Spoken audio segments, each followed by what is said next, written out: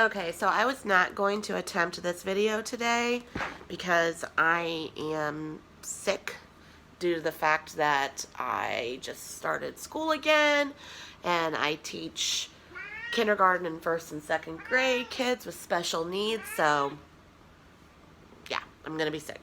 So I have a cold and I will hopefully not like hack up a lung in the middle of this video, and if I do, it'll be as if it never happened, because guess what, I'll just delete it.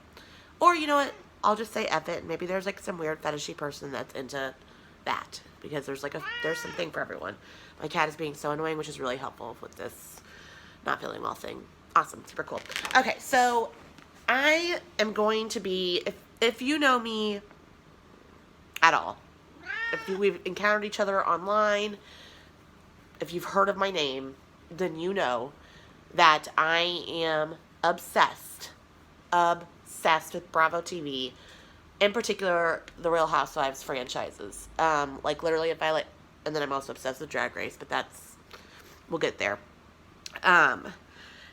If I ever go missing, like all of my passwords, then maybe I shouldn't say this online, but let's just say like I'm obsessed with Bravo and I want to go to BravoCon, etc.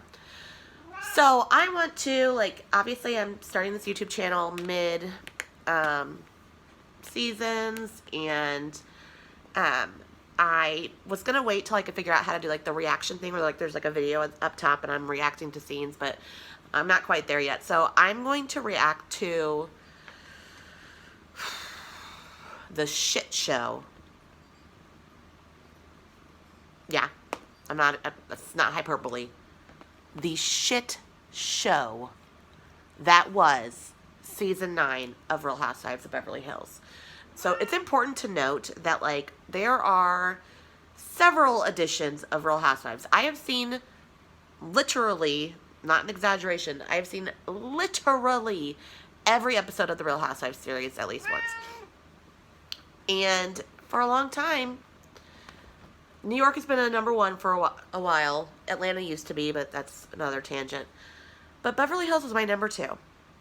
And I was so looking forward to this season. Like, this is the season where, like, literally, like, the summer season, where, like, my 2 favorites, New York and Beverly Hills, are playing at the same time.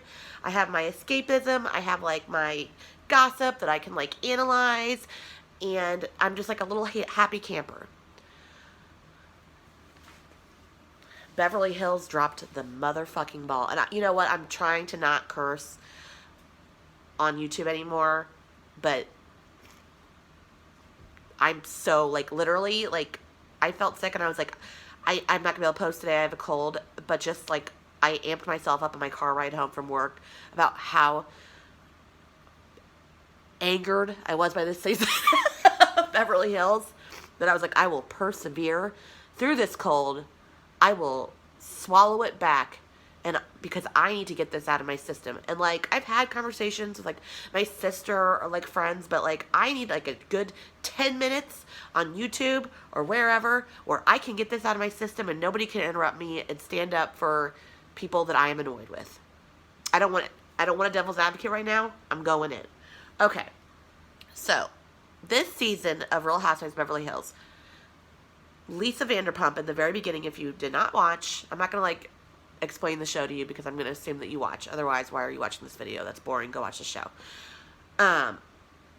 Lisa Vanderpump runs like a dog rescue, and Dorit, this lame character, her friend, adopted a dog, 2 dogs, and gave them away.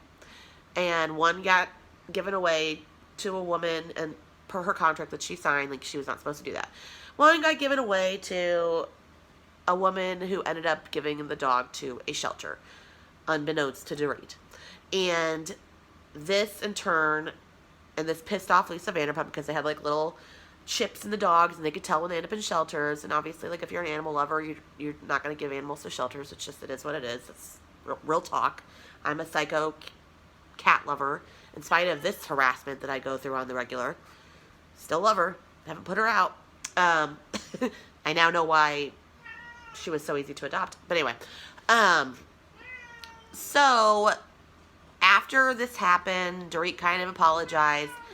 And then this whole Puppygate scandal arose because beginning of the season, Teddy Mellencamp, a shit character who's not interesting at all, was in cahoots with people from Lisa Vanderpump's camp to like make Dorit look bad, and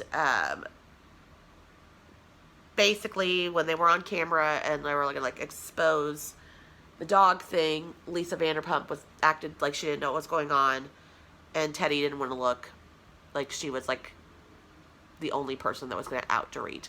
I don't know if that made any sense, but whatever, it is what it is. Then a story got leaked to radar.com, and everybody was like in a tizzy that they thought it must have been Lisa Vanderpump or somebody from her camp who leaked the story. And everybody was like, oh my god, like this could ruin Dorit's reputation. What kind of friend would leak a story to the press? Lisa claimed she didn't do it, said it was like somebody else in her camp, that she had no knowledge of it, and that was like literally the storyline. Kyle, her best friend, confronted her. She said, in all my kids' life, I didn't do it. And that was the storyline for the whole MFing season. And Lisa stopped filming. When I tell you, like, the level of petty. So, all of the women, to me, I'm just going to go on my opinion now. I'm not going to, like, refresh because I'm going to assume that you've seen it. All of the women were looking for a come-up. Lisa Vanderpump, and I'm not a big Lisa Vanderpump fan, but it's like, this was like a thirst trap of all thirst traps. Like, they were all so highly offended by the possibility that she had leaked this thing that they, like, banded together to, like, essentially take Lisa Vanderpump down. Like, they wanted an apology or whatever. And keep in mind, Lisa Vanderpump's brother had just passed via, like, suicide. Her mother was sick. I don't care if I've lost people. And people are angry when they lose people, and they might project their anger. If Lisa leaked a story, I'm sorry, you get a effing hall pass, and I don't care if it's like a repetition of behavior. You get a hall pass. Done. Secondly, people do way more offensive things on the show, and they were just all clinging together because Lisa Vanderpump is like the head character, the star, and they were threatened. That's my opinion. I also think that okay, so there's that storyline. I thought it was BS. I thought, like, everybody was, like, overreacting majorly, and so there's that. Lisa leaves the show. When I tell you there was no material. No material. It was so boring. Lisa's not even there anymore. And they just keep bringing her ass up because they literally have nothing to work with. I'm going to go character by character now. Lisa Vanderpump quit, so there's that. Here are the housewives. None of which of them are, like, a few of them are actually housewives. Most of them are, like, divorced or whatever. Denise Richards was an addition. Boring, goodbye. Over it. Like, and I can't. I thought she was boring. I thought, like, she, like, got her ass in the middle of stuff that, like, did not involve her. And she did what Teddy Mellencamp does, who also annoys me. She, like, acted, like, better than the other wives in that, like, oh, I'm not that into fashion. I'm not that into, like, I'm so, like, low-key. I'm so low maintenance. Blah, blah, blah, blah. Like, I believe in being accountable. I believe in being truthful. Why are you on this show? Why are you're on The Real Housewives of Beverly Hills? And, like, this is another fun thing that they do. I've never seen an episode. I've seen a couple episodes. Who signs up for something they've never seen? And then, like, you're better than it, but then you're also, like, using it to, like, advance your career. So what? I don't get it. So I thought that Denise was, like, boring. I thought that, like, her husband was weird. I thought that, like, she was just weird. Teddy Mellencamp is so far up Kyle Richards' ass. and their friendship was incredibly annoying. I thought, like, Teddy, like, always got into everybody's business, was very holier than thou, but had, like, I don't even think she had a storyline other than, like, literally, she did not have a storyline. And you're famous for being the daughter of Teddy Mellencamp, or of, John Mellencamp, hello Hoosier, and you never talk about him. You're not compensating with your personality.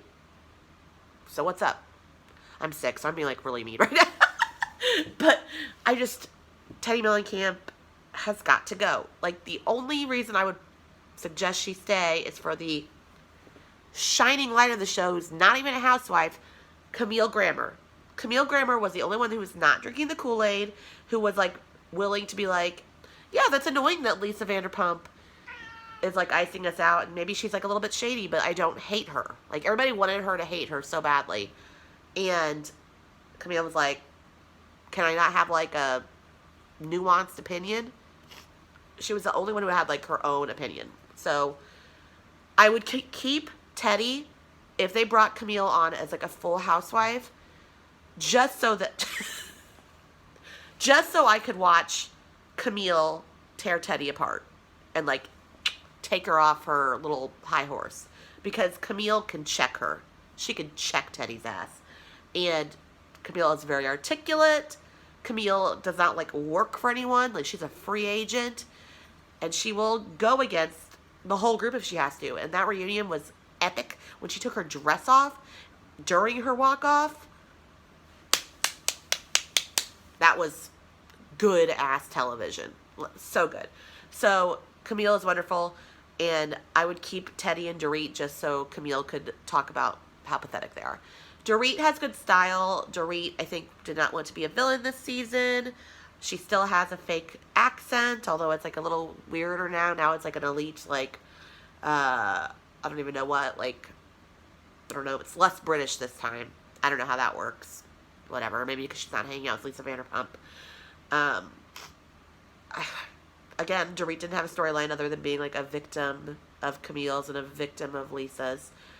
And I agree with somebody during the reunion commented that it was convenient that everybody was focusing on Lisa Vanderpump's scandals, meaning, like, the Puppygate Radar Online thing, because they're, like, trying to, like, it's almost like they're all banding together so that they would not have to talk about their own scandals, which Camille called Dorit out on, like, bankruptcy, which I don't really care about, but, like, her finances not really making sense, and the fact that PK owed, like, her friend a lot of money.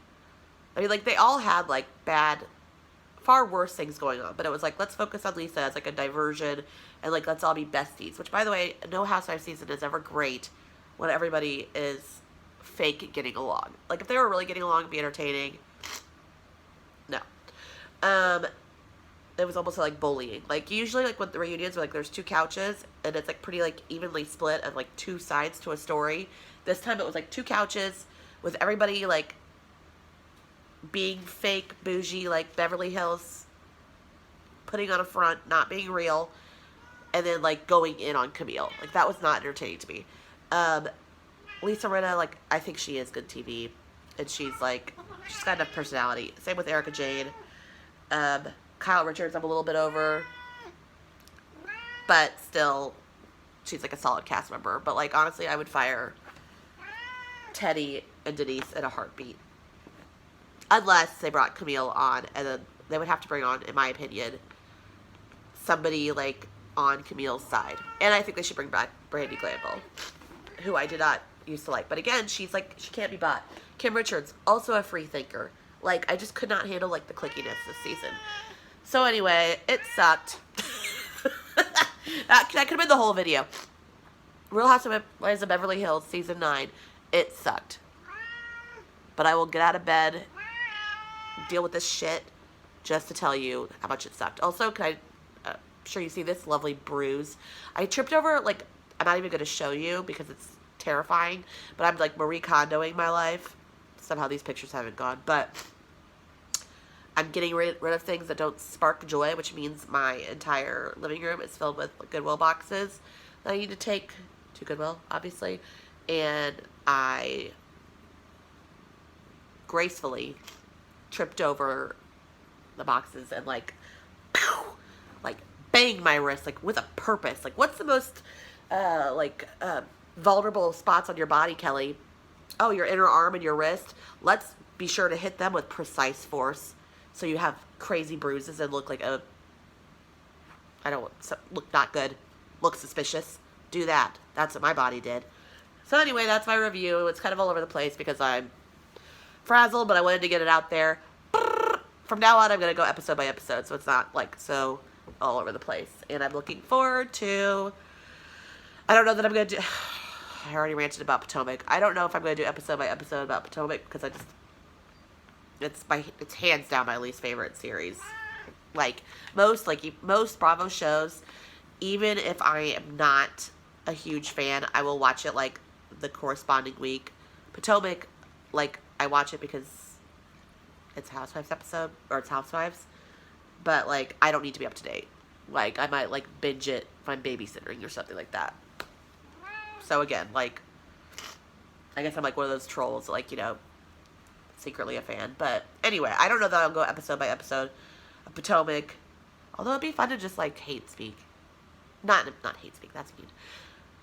But I am going to go episode by episode of Dallas, which is coming in August, and the OC, even though she's not dead, but R.I.P. to Vicky. She's a friend of the Housewives, so hopefully it'll still be good because she's the OG and she is like the best. And again, she's a free agent who does not suck up to people. She does what she wants, and she doesn't like ride on the coattails of other housewives. So, yeah. Unlike Tamara. Okay, speaking of OC, this is just something, like, comment below if you've seen this. Have you watched Heather's Closet? Heather Dubrow has her own, like, YouTube channel now, and it's all, like, it's the most obnoxious thing I've ever seen. Again, I watch every single episode, so hater, secret fan. But it's, like, room by room by room of her obscenely huge house. And, like, as someone who works, like, in the public sector, like, her, there's, like, I understand spending and treating yourself, but then there's just, like, a gratuitous amount of unnecessary spending that, like, I don't know how you sleep at night. Anyway, she has her own YouTube series now that she's on Real Housewives of Orange County, where you just, like, look at how to, like, pat yourself on the back smugly and spend a shitload of money that does no good for anyone in 5 minutes. Like, it's, and oh, this is the fun thing she does too. She's like, and then I designed this, I designed that. My ass. Like, no, stop taking so much credit. Like, how about, like, she'll occasionally, like, have, like, somebody, like, an architect come in and be like, Heather had this great idea that Heather didn't sketch the damn house, okay? Like, chill out, okay? You might have, like, good taste and you're maybe, like, a good personal shopper. You didn't sketch and design everything. And don't tell me about how hard of work it was to spend $20 million on a house. Yes, I know you were very stressed out. You were very stressed out. Anyway, if you want to, like, just cringe, watch her channel. It's so cringy.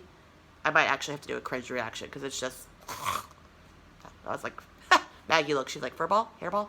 All right, anyway, that's it. Bye.